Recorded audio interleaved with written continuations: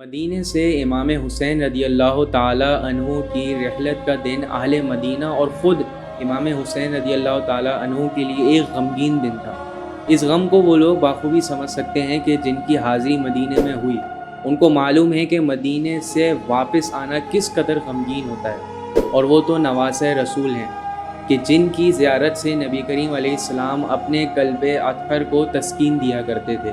کہ جن کے دیدار سے نبی کریم علیہ السلام کے قلب کو ایک قرار آتا تھا۔ آج وہ قرار دل مدینے سے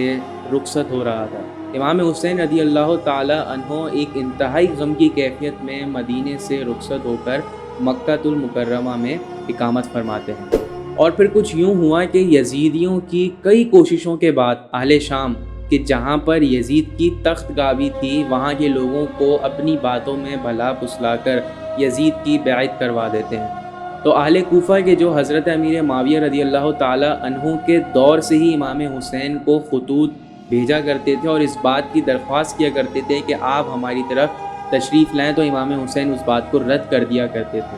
تو اب اہل عراق نے اس بات پر متفق ہوئے کہ انہوں نے اپنی ایک جماعت قائم کی اور پھر امام حسین رضی اللہ تعالی عنہ کو خطوط بھیجنا شروع کیے۔ ان خطوط میں انہوں نے اپنے عقیدت کا اظہار کیا، اس بات کا اظہار کیا کہ ہم آپ پر اپنے جان اور مال کو قربان کرنے کے لیے تیار ہیں، مگر جب یزید بادشاہ بن گیا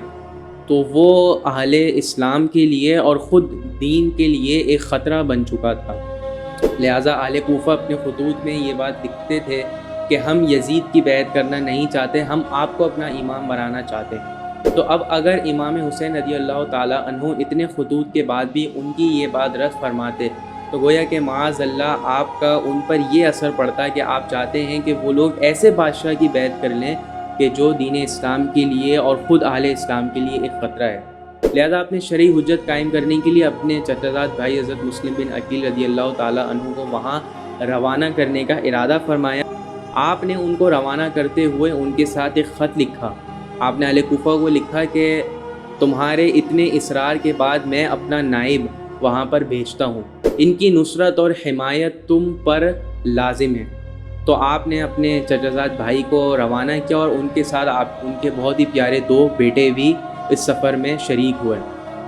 امام حسین رضی اللہ تعالیٰ عنہ کا ان کو روانہ کرنے کا ایک خاص مقصد یہ تھا کہ جب وہ وہاں پہنچیں گے، اگر اہل کوفہ نے ان کا ساتھ دیا، ان کی بیعت کی، تو اس کا مطلب یہ کہ وہ یہاں پر دغا نہیں کر رہے بلکہ ہمارے ساتھ ہیں، ہماری حمایت میں ہے۔ اور اگر اہل کوفہ نے ان کے ساتھ بے وفائی کی تو ہمارے پاس شرعی حجت قائم ہو جائے گی وہاں نہ جانے کی، اور اگر انہوں نے ساتھ کیا تو پھر جو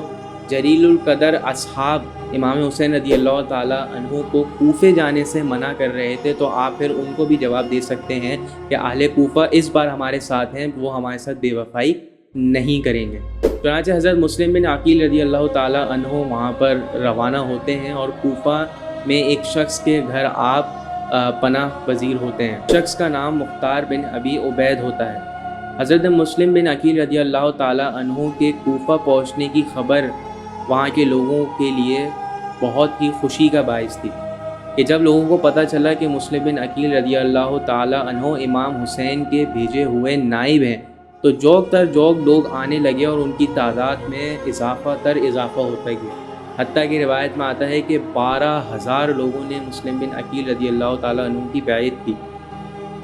یہ سلسلہ دیکھ کر حضرت مسلم بن عقیل رضی اللہ تعالیٰ عنہ بہت خوش ہوتے ہیں اور آپ حضرت امام حسین کو عریضہ لکھتے ہیں، یعنی خط لکھتے ہیں، اور آپ اس میں ان کو یہ خبر دیتے ہیں کہ اس بار اہل کوفہ کا بے وفائی کا کوئی ارادہ نہیں ہے، بلکہ یہ ایک بہت ہی جوش اور عقیدت مندی کے ساتھ ہمارے ساتھ موجود ہیں اور 12,000 لوگوں نے میری بیعت کی ہے۔ وہاں کے تمام تر معاملات کی خبر حضرت مسلم بن عقیل امام حسین رضی اللہ تعالیٰ عنہ کو بھیج دیتے ہیں، لیکن شام کے گورنر حضرت نعمان رضی اللہ تعالیٰ عنہ اہل کوفہ کو اس بات سے باخبر کرتے ہیں کہ تمہارا امام حسین سے اس طرح کا معاملہ کرنا یزید کو ہرگز پسند نہ آئے گا اور وہ اس پر سخت کارروائی کرے گا۔ بس آپ اتنا ہی فرماتے ہیں، اس کے علاوہ مزید کوئی کارروائی نہیں کرتے۔ لیکن مسلم بن زیاد جو ہوتا ہے وہ یزید کے پاس جاتا ہے اور اس کو ان تمام تر معاملے کی خبر دیتا ہے کہ کس طرح اہل کوفہ زیادہ سے زیادہ ان کے اندر جوش بڑھتا جا رہا ہے حضرت امام حسین رضی اللہ تعالیٰ عنہ کی تشریف کے حوالے سے، اور کس طرح وہ حضرت مسلم بن عقیل رضی اللہ تعالیٰ عنہ سے بیعت کیے جا رہے ہیں اور ان کی تعداد میں اضافہ ہوتا جا رہا ہے۔ یزید یہ بات سن کر بہت غصہ ہوتا ہے اور ناراض ہوتا ہے، اور وہ جو شام کے گورنر ہوتے ہیں حضرت نعمان، ان کو ان کے تخت سے ہٹا دیتا ہے اور وہاں مسلم بن زیاد کو بٹھا دیتا ہے۔ مسلم بن زیاد ایک منصوبہ بناتا ہے اور وہ وہاں پہ کچھ اپنی آدمیوں کو لے کر جاتا ہے، اور وہ ایک بہروٹیہ بن جاتا ہے کہ جس میں وہ حجازیوں کا لباس پہنتا ہے، اور وہ رات کی تاریکی میں کوفے کے اندر داخل ہوتا ہے۔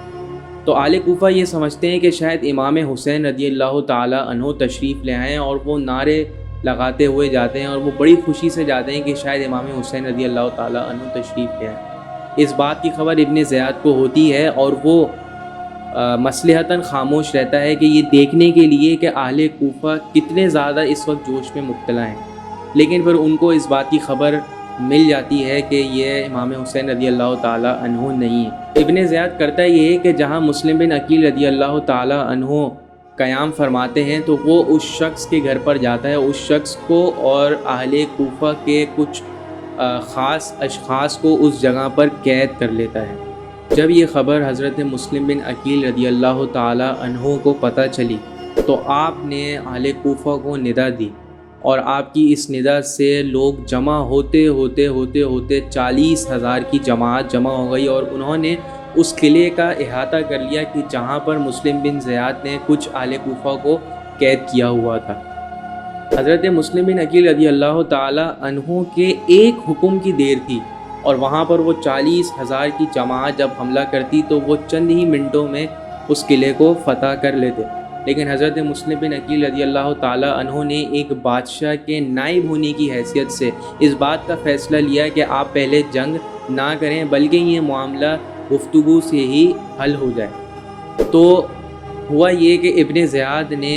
جو اندر لوگ موجود تھے ان کو ڈرایا دھمکایا۔ اس نے ان کو یہ کہا کہ تم باہر موجود لوگوں کو یہ کہو کہ اگر وہ امام حسین رضی اللہ تعالیٰ عنہ کی بیعت کو نہیں چھوڑتے تو یزید ان کے مال کو کھا جائے گا، یزید ان کے مکانوں کو تباہ کر دے گا، ان کی اولادوں کو قتل کر دے گا،